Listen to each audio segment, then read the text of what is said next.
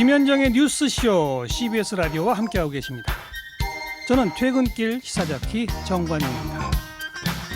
이낙연 대 김부겸, 김부겸 대 이낙연 이렇게 양강구도로 치러질 줄 알았습니다. 그랬는데 막차를 타고 박주민 의원이 참여를 했습니다. 후보 등록 마지막 날 출마를 결정한 박주민 최고위원 재선이고요. 40대입니다. 이낙연, 김부겸 이 두 후보에 비해서는 경력이나 나이에서는 뒤져요. 하지만 박주민 후보의 등장이 예사롭게 보이지 않는 이유는 지난 최고위원 경선에서 1등했습니다. 그만큼 당내 지지도가 아주 견고하고 대중성에서도 상당하다는 얘기가 되는데요. 박주민 최고위원 결심의 이유 직접 듣기 위해서 모셨습니다. 어서 오십시오. 예, 안녕하십니까. 결국 결심을 하셨군요. 예, 굉장히 고민을 많이 했고요. 마지막까지도 계속 고민을 하다가 등록 마감일 전날 밤에 결심을 했습니다. 아니 저는 예, 진짜 몰랐거든요. 근데 얼마나 오래 고민하신 거예요? 고민한 건 한 2주 조금 더 됐어요. 예, 저도 원래는 이미 이제 출마를 하신 두 분이 굉장히 훌륭하시고 예, 또 당이 이번 전당대회를 좀 안정적으로 치르는 것도 좋겠다라고 생각했던 사람 중에 하나입니다. 예. 근데 최근에 이제 좀 당이 여러 가지 문제에 좀 둘러싸이게 되고 답답함을 호소하는 분들이 굉장히 많아지면서 저에게 이제 직간접적으로 좀 출마를 해보는 게 어떻겠느냐라는 얘기들이 많이 들려오고 그때부터 이제 본격적으로 고민을 하게 됐습니다. 예. 권유들이 좀 있었군요. 예.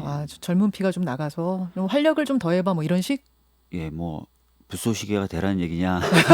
제가 그런 얘기도 막 했었는데 하여튼 뭐 그 권유들이 있고 그래서 고민을 이제 하기 시작했고 말씀드린 대로 등록 마감일 전날 밤에 이제 결정을 하게 됐습니다. 지금 말씀하시는 중에 불쏘시개라고 하셨잖아요. 네. 진짜로 나갔다가 그러니까 두 형님들 사이에서 불쏘시개로 끝날 수도 있는데 그럼에도 불구하고 결심을 하게 된 결정적인 계기. 그러니까 사실은 제가 이제 고민하면서 저도 상의를 하지 않았겠습니까? 그렇죠. 근데 주로 다선 의원들 중심으로는 이미 두 분이 출마 선언을 했고 네. 또 그래서 두 분 중심으로 구조가 잡혀 있는 상태에서 네가 나온다면 유의미한 득표도 못할 수도 있다. 그러면 이제 사실상 너에게 굉장히 정치적으로 타격이 될 것이다. 그런 우려도 있었죠. 그런 분명히. 말씀들을 예. 많이 해주셨어요. 예, 근데 그럼에도 불구하고 지금 이 시기에 필요한 일이 무엇인가를 먼저 생각을 해봐야 된다라고 저는 생각을 했어요. 당을 위해. 다른 거 다 떠나서 아까도 말씀드렸던 대로 당은 좀 여러 가지 논란이 있고 또 그 가운데 굉장히 답답해하는 분들도 있고 또 반면에 지금 국민들 사이에서는 정치가 정말 필요한 시기입니다. 코로나19 등으로 인해서 굉장히 어려움을 호소하시는 분들이 많기 때문에 정치가 필요한 시기고 당이 그 어떤 때보다 국민들 옆에 다가가야 되는 시기입니다. 그래서 제가 이제 그런 이야기들을 가지고 좀 당원분들 만나고 설득해 볼 필요가 있다라고 생각을 해서 나오게 됐습니다. 그러셨군요. 자, 그러면 일단 출마의 변부터 듣죠. 왜 지금 박주민인가? 같은 맥락의 얘기일 수 있겠습니다만 왜입니까? 아까 말씀드렸던 것처럼 지금 굉장히 어려운 시기죠. 위기의 시기라고도 얘기합니다. 또 한편으로는 전환의 시대다, 전환의 시기다라고 얘기를 하기도 합니다. 뭐 위기를 극복하거나 또는 어떤 전환된 사회를 꿈꾸거나 다 국민과의 폭넓은 대화가 필요하고요. 예. 현장에 있을 필요가 있고요. 예. 발로 뛰어다닐 필요가 있습니다. 예.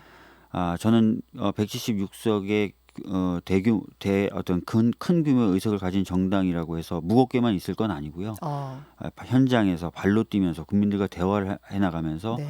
전환 시대의 청사진도 만들고 또 해결책도 찾고 하는 작업들이 필요하다고 생각하고요. 그런 과정을 당이 수행하려면 당이 좀 활기차고 능동적이 돼야 되지 않습니까? 그런데 제가 좀 더 적합하지 않을까 해서 출마하게 됐습니다. 제가 그 뒷질문할 거에 답을 미리 주셨어요. 지금 무겁게만 있을 필요가 있느냐? 당대표가 이러셨단 말입니다. 네. 사실 제 뒷질문이 뭐였냐면 중량감에 대한 질문이었거든요. 40대시고 재선이기 때문에 두 다른 후보에 비해서는 좀 중량감이 부족한 거 아니야? 뭐 이런 얘기가 분명히 나올 거예요. 이제 경쟁 시작되면. 중량감이 좀 부족한 정도가 아니라 많이 부족하죠. 많이 가벼우세요? 몸무게? 예. 근데 이제 어떻게 보면은 지금 이 시기는 빠른 게 더 강할 수도 있습니다. 그리고 빠른 게 더 필요할 수 있고요. 아. 또 민감한 게 더 강할 수 있고 또 민감한 게 더 필요할 수 있습니다. 음. 두 분 정치적인 어떤 경험이라든지 연륜 뭐 이런 것에 대해서 제가 비교할 바가 사실 안 되죠. 그렇지만 아까 말씀드렸던 대로 좀 더 능동적이고 활기차고 좀 더 네. 민감하게 움직일 수 있지 않을까. 그게 강점이라고 생각하시는 예. 거군요. 앞에서 뉴스닥 두 패널들이 이제 민주당 이번에 대통령 지지율 데드크로스 된 거 그 얘기하면서 민주당이 이제 고민이 많다. 당대표 되실 분이 해결해야 될 게 너무 많다. 이런 얘기하셨단 말입니다. 지금 민주당의 문제 고민 많이 해보셨을 텐데 뭐가 문제라고 보세요? 저도 뭐 지도부로서 책임을 피할 수는 없습니다. 당연히 저도 같이 책임을 져야 되는 부분이 있는데 총선 이후에 이제 여러 가지 논란들이 있었어요. 어떻게 보면 당이 좀 민감하지 못했던 부분, 예민하지 못했던 부분, 자정하지 못했던 부분 이런 부분들이 지금 불거져 나오고 있는 것인데 이런 부분에 대해서는 되게 민감하고 기민하게 대응할 필요가 있다라는 생각이 들고요.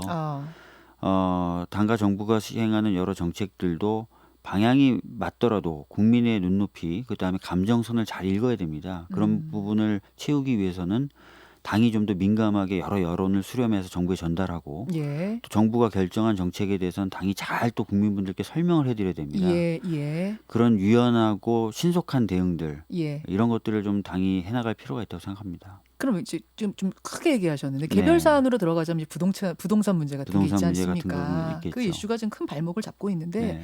수도 이전이라는 커다란 제안이 나왔어요. 김태년 원내대표의 입을 통해서 어떻게 보십니까? 아시다시피 뭐 행정수도 이전이라든지 또는 그 정도 수준은 아니더라도 공공기관 지방 이전 등을 통한 분권에 대해서는 저희 당이 오래전부터 주장을 해왔던 것입니다. 예. 그래서 이번에 이 발언 또는 이 정책 제안이 급작스럽게 또는 국면 전환용으로 갑자기 그냥 나온 것이다. 면피용으로 라고 보시는 건 맞지 않습니다. 20대 때만 해도요. 저희가 이해찬 당대표와 함께 최고위원들이 세종시 국회 분원 부지를 가서 네. 살펴보고 브리핑 받고 이것을 신속하게 추진하겠다라고 선언한 바가 있습니다. 아하. 그렇기 때문에 완전히 맥락 없거나 갑툭튀는 아니다 이 뜬금없는 말씀이세요? 그런 얘기 절대 아닙니다. 아니 근데 왜 이제 뜬금없다 혹은 면피용이냐 이런 비판들을 정치인들이 하냐면 이미 헌재에서 위헌 판결 나오지 않았느냐. 그때야 모르고 추진했다지만 그때 위헌 판결 나온 걸 다시 내미는 건 이거는 갑작스럽게 나온 얘기 아니냐. 뭐 안 될 거 알면서도 던지는 거 아니냐 이러는 것 같아요. 사실 그 행정수도 이전, 수도 이전 부분에 대해서 위헌 판결이 나왔을 때 현행의 헌법을 기준으로 판단한 게 아니었죠. 다 기억하시겠지만 관습헌법이라고 하는 것에 대해를 기준으로 내세웠습니다. 예. 그래서 그 결정이 있었을 당시에도 도대체 이게 말이 되냐라고 그 결정에 대한 비판이 많았었거든요. 그때 법조인이시니까 네. 법조계 사이에서도 의견이 분분했어요. 뭐 말이 많았죠. 관습헌법이라는 게 도대체 뭐냐? 관습헌법 결정하는 건 어디고 그 내용은 무엇이냐? 도대체 이런 얘기들이 많았고요. 그리고 헌재 결정은 쭉 봐오셔서 아시겠지만 예를 들어서 간통죄 같은 경우에도 계속 합헌이 나오다가 상황이 변하고 사회적인 인식이 변화되면 바뀌죠. 다시 위헌으로 나오기도 하고 그럽니다. 상황이 바뀌면 헌재는 거기에 따라서 결정을 바꾸거든요. 근데 이번에는 이제 수도 이전이라 문제라 네. 뭐가 크게 뭐가 바뀌어야 하는가? 크게 안 바뀐 거 아니야? 뭐 이런 분들도 계시는데 시대 정신이라는. 사실 그때도 수도권 중심의 과밀, 집중 그것으로 인한 문제가 굉장히 커서 그때도. 균형 발전을 해야 된다는 이유가 굉장히 필요가 굉장히 컸지 않습니까? 예. 지금은 사실 제가 봤을 때 그때보다 더 그런 필요성이 커졌다고 생각합니다. 지금 저희도 빠른 속도로 지방 공동화가 이루어지고 있고 거기다 저출생 문제까지 겹쳐서 네. 지방에 이제 소규모 자치단체들이 서서히 사라지는 상황까지 이르렀다고 하지 않습니까? 예. 그리고 과밀과 집중, 수도권의 과밀과 집중으로 인한 부작용은 그때보다 더 커졌다고 지금 얘기가 나오고 있고요. 그래서 상황은 충분히 바뀌었다 이렇게 저는 보고 있습니다. 내가 당대표 된다면 수도 이전을 더 적극적으로 추진하겠다 이렇게 봐도 되는 거죠. 네, 입장을. 네. 자, 차기 당대표가 풀어야 하는 두 번째 숙제. 어제 기자회견 자리에서도 뭐 이 질문 받고 입장 밝히셨던데 보궐선거예요. 네. 부산시장, 서울시장. 민주당이 당원 당규를 바꿔서 후보를 내느냐 마느냐. 이게 이제 다음 대표가 가져가야 할 숙제인데 당원의 뜻을 모으겠다 그러셨네요. 네. 이거 어떤 의미일까요? 그러니까 뭐 당원 당규를 바꾸는 작업이 필요하지 않습니까? 예. 그렇다면 당연히 당원들의 의견을 들어야 되는 겁니다. 그래서 사실은 그 차기 지도부가 구성이 되면 네. 차기 지도부가 당원들의 의견을 듣는 절차를 전 밟아야 된다고 생각합니다. 근데 이제 그러면 당원들 대상으로 지난번처럼 온라인 투표라든지 뭐 이런 식으로 최종 결정이 나와야 된다고 뭐 보시는 저는 거예요? 그런 방법도 유의미한 방법이라고 생각하고요. 거기에 덧붙여서 뭐 국민분들의 의견도 일부 수렴할 수 있는 방법까지 어떤 방법이 될지 모르겠지만 같이 이제 좀 시행해 보는 게 어떨까라는 아이디어를 갖고 있습니다. 근데 이게 이제 문재인 대표 시절에 혁신의 의미로 우리 당은 이런 경우엔 후보 안 내겠습니다라고 당원 당규를 만든 네, 거 아니겠습니까? 맞습니다. 그거를 당의 유불리에 따라서 바꾼다라고 결정이 나면 분명히 이제 비판은 있을 거거든요. 그럼에도 불구하고 갈 수도 있다고 보세요. 당원의 결정에 따라. 뭐 유불리라고 말씀하시면은 뭐 그렇게 보실 수도 있습니다. 근데 예를 들어서 지금 상황에서 부산시장을 저희가 내면 유리할까요? 저는 꼭 그렇지는 않다고 보거든요. 그래서 이것은 책임의 문제라고 저는 좀 보고 있습니다. 집권 여당의 책임. 예, 무슨 얘기냐면 당원과 당규를 지키는 모습을 보여드림으로써 국민들에게 책임지는 모습을 보여드리는 것이 맞는지 아니면 1,500만에 가까운 유권자에게 정치적 선택을 받음으로써 책임지는 모습을 정치적 선택의 기회를 드리고 그다음에 정치적 판단을 받음으로써 책임지는 모습을 보여드리는 게 더 책임지는 모습인지 네. 아시겠지만 지방선거에 후보를 내서 지면은 다음 대선에는 더 안 좋습니다. 아, 더 타격이 큰가요? 예, 더 타격이 클 수도 냈다가 있습니다. 지는 게 더 타격이 크다. 그럴 수 있습니다. 그럼 그거까지 사실 고민하면서 대표가 결정해야겠네요. 마지막에. 꼭 그런 정치적 유불리를 제가 지금 이 자리에서 말씀드리는 건 아니고요. 예, 그래서 예. 후보를 내지 않는 것이 무조건 정치적으로 그건 불리하다라고만 아니다? 생각하시는 것이 어떻게 보면 단편적인 고민일 수도 있다라는 말씀을 드리는 겁니다. 알겠습니다. 당원들의 뜻을 모으고 국민 뜻까지 다 두루 살펴서 마지막에 결정하겠다. 네.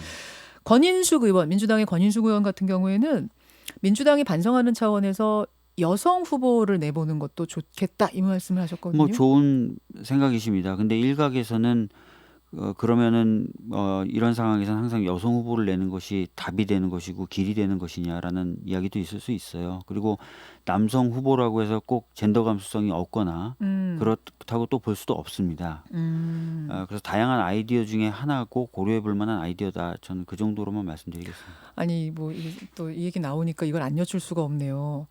박주민 최고위원이 서울시장 후보로 나설 것이다라는 얘기가 정가에 파다한 거는 들으셨죠? 네네네. 그래서 일단 관심 있으세요?